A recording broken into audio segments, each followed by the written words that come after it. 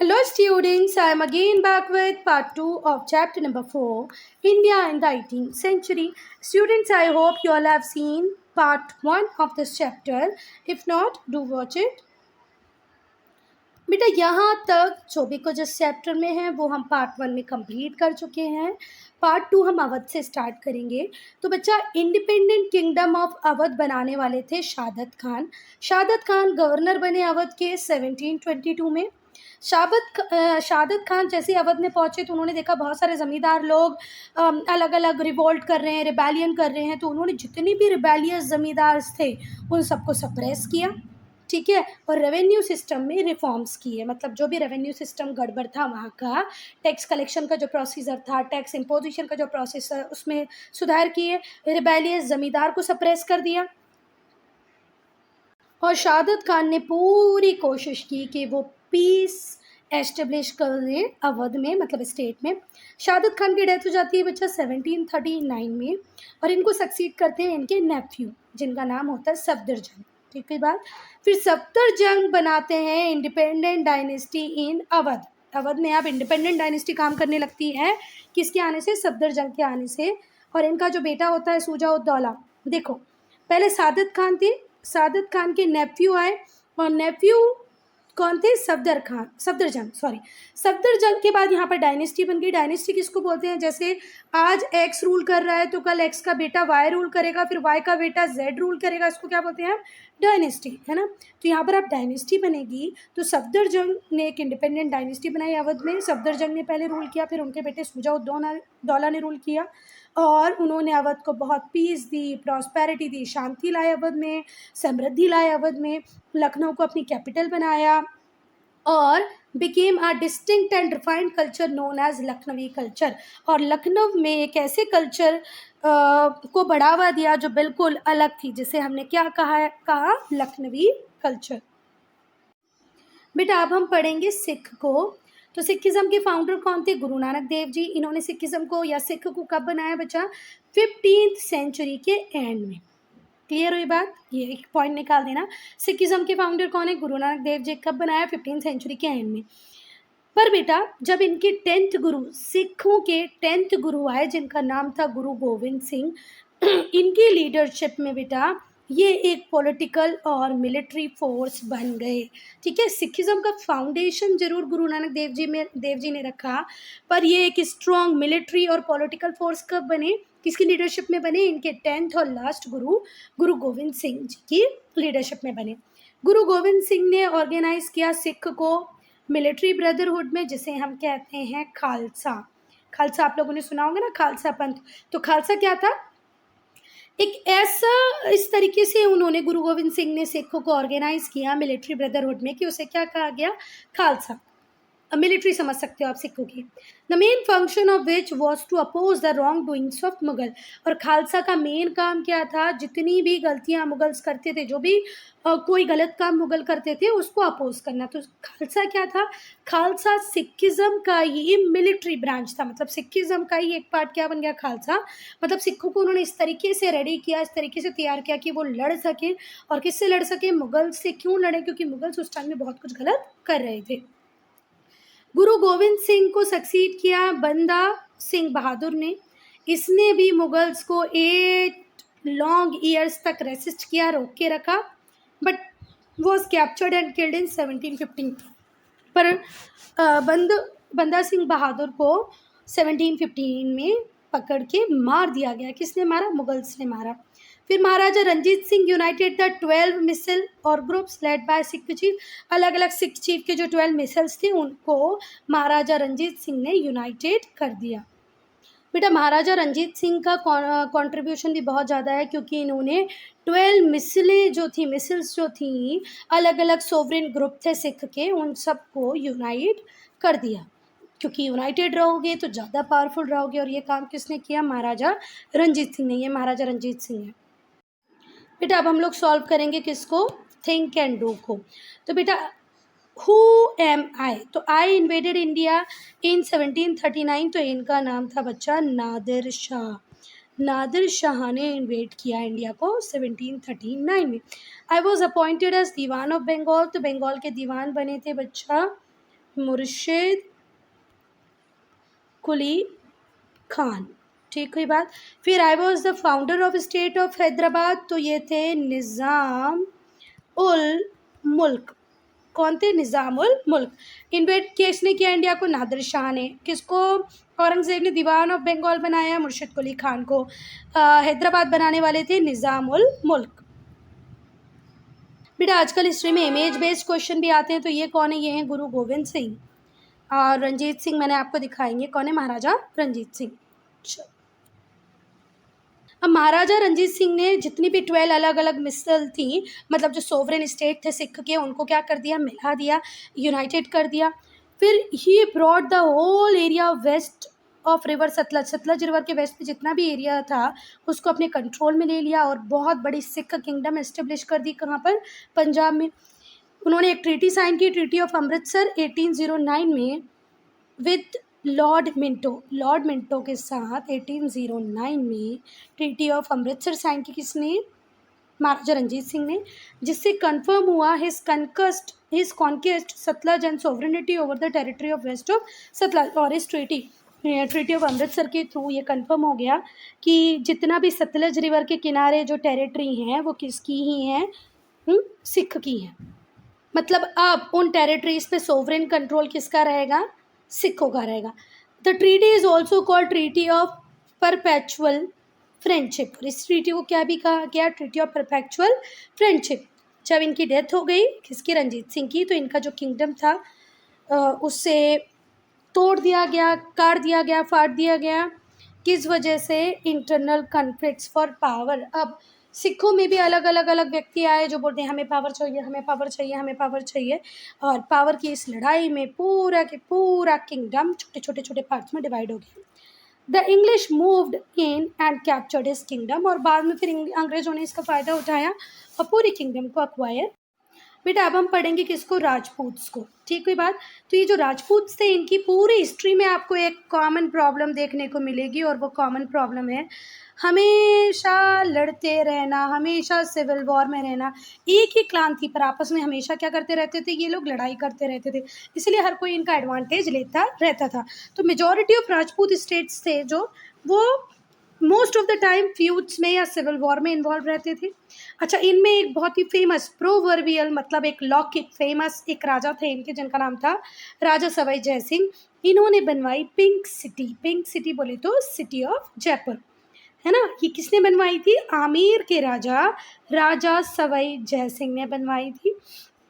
ये इन्होंने बहुत ही प्लान्ड मैनर में बनवाई थी। कब बनवाई थी? 1727 में बनवाई। कब बनवाई? 1727 में पिंक सिटी बनवाई राजा सवाई जय सिंह ने। He was statesman, scientist and social reformer. Raja Sawai Jai Singh को ऐसे ही प्रोवर्बियल नहीं कहा गया बच्चा, ये अच्छे स्टेटमैन थे, साइंटिस्ट भी थे और सोशल रिफॉर्मर भी थे। इन्होंने ऑब्जर्वेटरीज भी बनवाई। कहाँ कहाँ पर ऑब्जर्वेटरीज बनवाई? दिल्ली में, जयपुर में, मथुरा में, उज्जैन में और वाराणसी में। अगर इनकी पॉलिटिकल पावर की बात करें तो the Rajputs were insignificant during 18th century. मतलब 18th सेंचुरी आते आते तक बच्चा पॉलिटिकल पावर राजपूत के पास इनसिग्निफिकेंट थी, मतलब नाम मात्र की थी, थोड़ी सी थी। बहुत ज़्यादा पॉलिटिकल पावर राजपूत के पास नहीं थी। कब? 18th सेंचुरी में। चलो, जंतर मंतर एक एस्ट्रोनॉमिकल ऑब्जर्वेटरी है जो भी बनवाई है सवाई राजा जय सिंह ऑफ आमेर ने, ठीक है। कहाँ है? आमेर आज का जयपुर में बनाई है। क्या? Jantar Mantar astronomical observatory. 1 mark question में पूछ सकती है मैम कि कहाँ पर है जंतर मंतर, और जंतर मंतर क्या है? तो ये एस्ट्रोनॉमिकल ऑब्जर्वेटरी है। कहाँ पर है? जयपुर में। किसने बनवाई है? सवाई राजा जय सिंह ने। अब हम बात करेंगे मैसूर की। तो मैसूर के जो रूलर हैं वो कौन है? हैदर अली, ठीक है बात। तो हैदर अली मैसूर के रूलर कब बने बच्चा? 1761 में। हैदर अली मैसूर के रूलर कब बने? 1761 में। इन्होंने जो अपना करियर है वो ऑर्डिनरी सोल्जर की तरह स्टार्ट किया था बच्चा। मैसूर के आर्मी में ये ऑर्डिनरी सोल्जर थे, पर जब ये सैनिक रहे तो इन्होंने बहुत सारे बैटल्स जीते। मराठास के अगेंस्ट में भी इन्होंने बैटल्स जीते, निज़ाम ऑफ हैदराबाद के अगेंस्ट में भी जीते, और बहुत ही बुरे तरीके से, राउट का मतलब होता है बुरे तरीके से, बहुत ही बुरे तरीके से हराया। किसको? एंग्लो मैसूर वॉर में अंग्रेजों को भी इन्होंने हराया। 2 कंसेक्यूटिव 2 हार दी इन्होंने अंग्रेजों को, ठीक है बात। तो हैदर अली ने मराठास को हराया, हैदराबाद के निज़ाम को हराया। इवन एंग्लो मैसूर वॉर में भी 2 बार जीते, बुरी तरीके से हरा दिया इन्होंने अंग्रेज़ों को भी। हैदर अली के सक्सेसर थे इनके बेटे, इनके अपने बेटे टीपू सुल्तान। हैदर अली का बेटा कौन है? टीपू सुल्तान। ये इन्होंने कब क्राउन लिया? 1782 में। अच्छा, हैदर अली कब रूलर बने थे बच्चा? 1761 में। और इनके बेटे टीपू सुल्तान कब रूलर बन गए? 1782 में। Tipu ruled Mysore for 17 year. Tipu Sultan ने मैसूर पे 17 साल राज किया। He was an efficient ruler, बहुत एफिशिएंट रूलर थे, ब्रेव जनरल थे। इनकी डेथ होती है 1799 में। कब होती है बच्चा? देखो, अंग्रेज कंटिन्यू चाह रहे थे कि उन्हें मैसूर मिल जाए, मैसूर मिल जाए, क्योंकि मैसूर के पोर्ट से ट्रेड होता था, एक्सपोर्ट होता था किसका? सैंडलवुड का। किसका? सैंडलवुड का एक्सपोर्ट होता था और साथ ही साथ स्पाइसेस का भी एक्सपोर्ट होता था। सैंडल मतलब चंदन, स्पाइसेस बोले तो मसाले। तो ये जो टीपू सुल्तान थे ये बिल्कुल नहीं चाहते थे कि अंग्रेज इनके पोर्ट से क्या करें? एक्सपोर्ट करें। तो हमेशा से इच्छा रही अंग्रेज़ों की कि वो टीपू सुल्तान को हरा दें और पूरा की पूरा मैसूर उनके पास आ जाए। तो लड़ते लड़ते ही 1799 में डेथ होती है किसकी? टीपू सुल्तान की। वाइल डिफेंडिंग हिज कैपिटल, या अपनी कैपिटल सेरिंगपटम। सेरिंगपटम इनकी कैपिटल थी, उसको डिफेंड करते हुए, बचाते हुए इनकी डेथ हो जाती है 1799 में in final Anglo Mysore war. अब टीपू सुल्तान ही मर गए तो फिर तो एंग्लो मैसूर वॉर होंगे नहीं।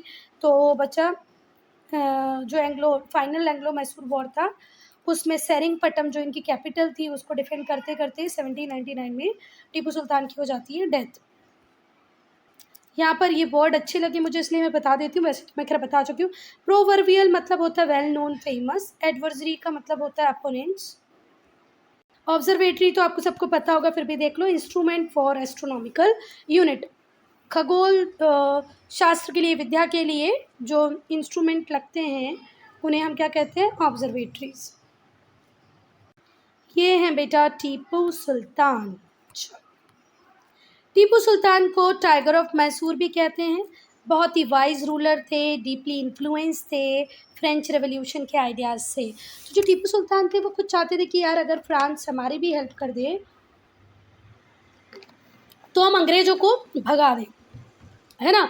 तो इन्होंने फ्रेंच पीपल की हेल्प लेके, फ्रेंच लोगों की हेल्प लेके अपनी आर्मी को पूरी तरह मॉडर्नाइज कर भी लिया था। ये चाहते एक टाइम में थोड़ा सा और प्लानिंग प्रॉपर करते तो ये अंग्रेज़ों को उस टाइम में हराने की हिम्मत रखते थे। तो ये बहुत डीपली इन्फ्लुएंस थे फ्रेंच रेवोल्यूशन से। ये चाहते थे कि अंग्रेज़ों को हम अपनी कंट्री से भगा दें। इन्होंने मॉडर्न वेपन को इंट्रोड्यूस किया अपनी आर्मी में और मॉडर्न नेवी भी डेवलप करने की कोशिश की, क्योंकि अंग्रेज़ों की, ब्रिटिशर्स की सबसे बड़ी ताकत है उनकी नेवी। बेटा उनकी नेवी को कंपटीशन देने के लिए ही, उनकी नेवी से कॉम्पीट करने के लिए ही इन्होंने भी मॉडर्न नेवी तैयार की। और फ्रेंच ने भी बहुत हेल्प किया टीपू सुल्तान को, पर फाइनली कुछ ज़्यादा हो नहीं पाया। अब हम बात करेंगे बेटा मराठास की। तो मराठास बहुत ज़्यादा पावरफुल बन गए किसके डिक्लाइन के बाद? मुगल एम्पायर। जैसे ही मुगल एम्पायर डिक्लाइन हुआ, मराठास एक बहुत बड़ी शक्ति के रूप में आए। ठीक है, मतलब नाम चलने लगा मराठास का। शिवाजी ने एस्टेब्लिश किया Maratha kingdom during the reign of Aurangzeb. जब औरंगज़ेब रूल कर रहे थे तो औरंगज़ेब के कंटेम्प्ररी थे शिवाजी, है ना। तो शिवाजी ने औरंगज़ेब के टाइम में ही बहुत बड़ा मराठा एम्पायर एस्टेब्लिश किया। जब शिवाजी की डेथ होती है 1680 में, तो उनका जो बेटा होता है संभाजी, वो रूलर बन जाता है। But he was captured and torture to the death by Mughal. पर मुगल्स उनको कैप्चर कर लेते हैं संभाजी को और उसे मार देते हैं। ठीक है बात। फिर इनका जो बेटा होता है साहू, उसको भी वो जेल में डाल देते हैं। कौन? औरंगज़ेब। तो देखो शिवाजी की डेथ होती है 1688 में, उसके बाद उनके बेटे रूलर बन जाते हैं जिनको मुगल्स कैप्चर करते हैं, मार देते हैं, टॉर्चर करते हैं। मतलब इतना टॉर्चर करते हैं कि वो मर ही जाता है।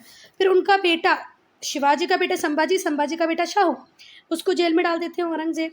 आफ्टर औरंगज़ेब डेथ पर, जब औरंगज़ेब की डेथ हो जाती है तो साहू को रिलीज़ कर दिया जाता है।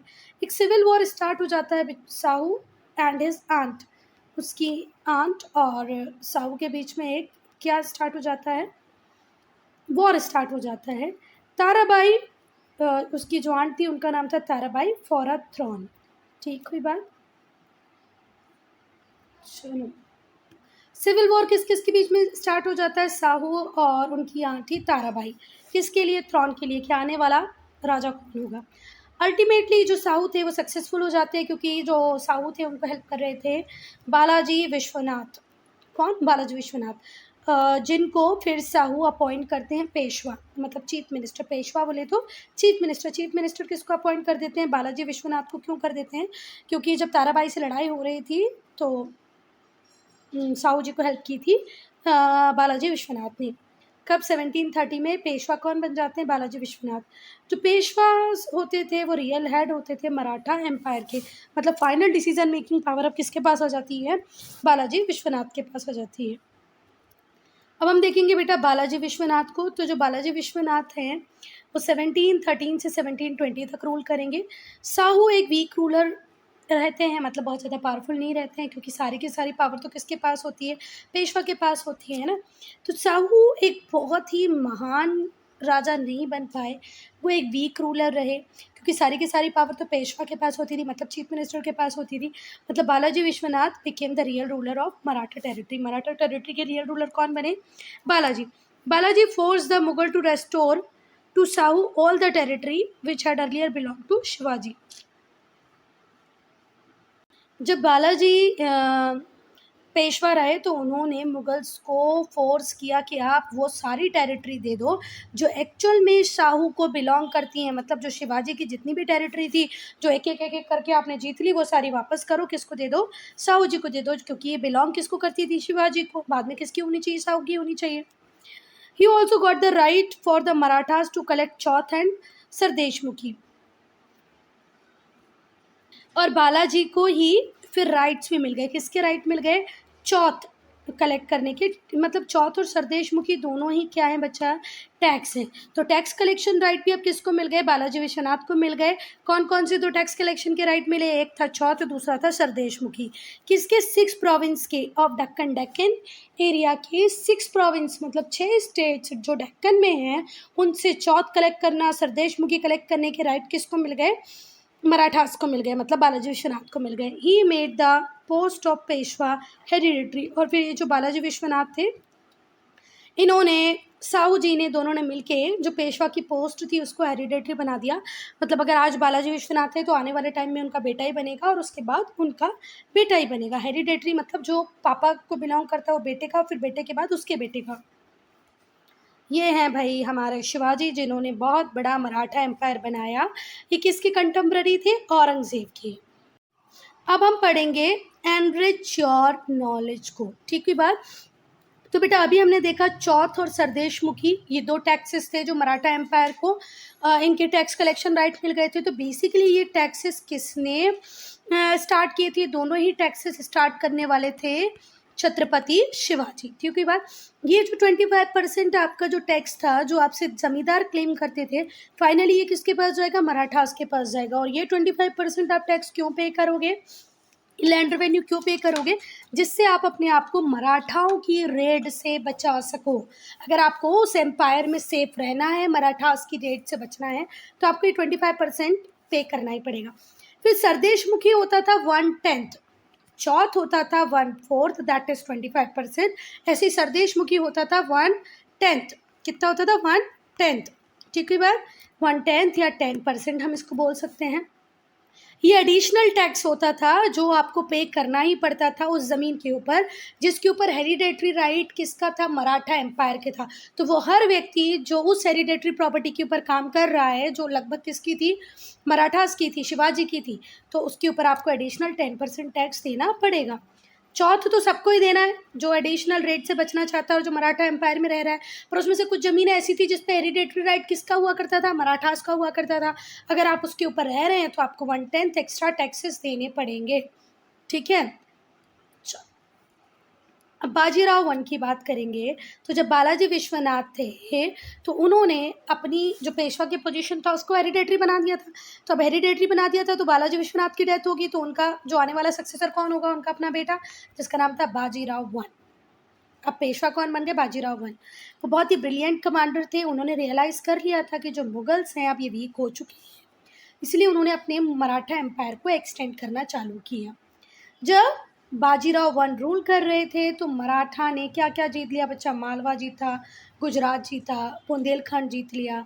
साउथ में निज़ाम ऑफ हैदराबाद को भी हरा दिया और उन्हें फोर्स किया कि वो राइट टू कलेक्ट चौथ और sardeshmukhi of some Deccan provinces, मतलब अब जो चौथ और सरदेशमुखी सिर्फ अभी तक मराठा एम्पायर में कलेक्ट कर रहे थे ये लोग, अब इनका एरिया बढ़ गया क्योंकि इन्होंने हैदराबाद के निज़ाम को भी हरा दिया।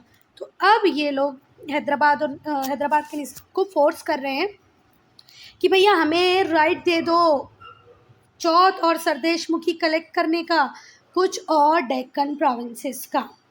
He also captured Salsette और बासेन फ्रॉम द पोर्चुगीज, तो पोर्चुगीज से सालसेट इन्होंने ले लिया, बसेन ले लिया, किसने?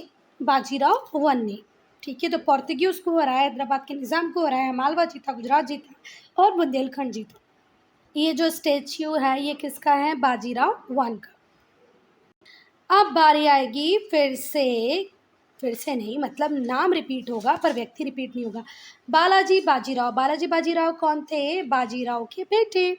बाजीराव के बेटे थे बालाजी बाजीराव, जिन्हें नाना साहिब भी कहते हैं। उन्होंने सक्सीड किया, ठीक है बात।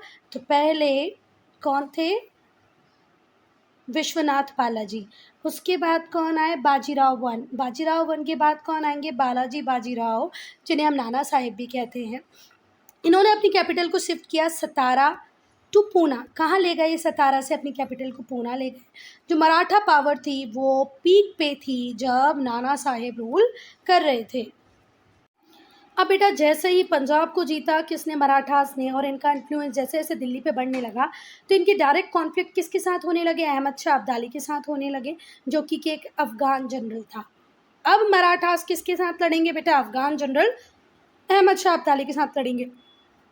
अब होगा थर्ड बैटल ऑफ पानीपत। कब होगा? 1761 में होगा थर्ड बैटल ऑफ पानीपत, जिसमें एक साइड होंगे अहमद शाह अब्दाली जो अफगान जनरल हैं और दूसरी साइड होंगे मराठास। मराठास को यहाँ मिलती है बहुत बुरी हार, क्रशिंग डिफीट, और इस डिफीट के साथ मराठास का जो सपना था कि वो ऑल इंडिया एम्पायर बनाएंगे वो हो जाता है ख़त्म। इनकी जो डिफीट होती है वो रास्ता दे देती है इंग्लिश ईस्ट इंडिया कंपनी को कि वो अपनी पावर को इंडिया में कंसोलिडेट कर पाएँ।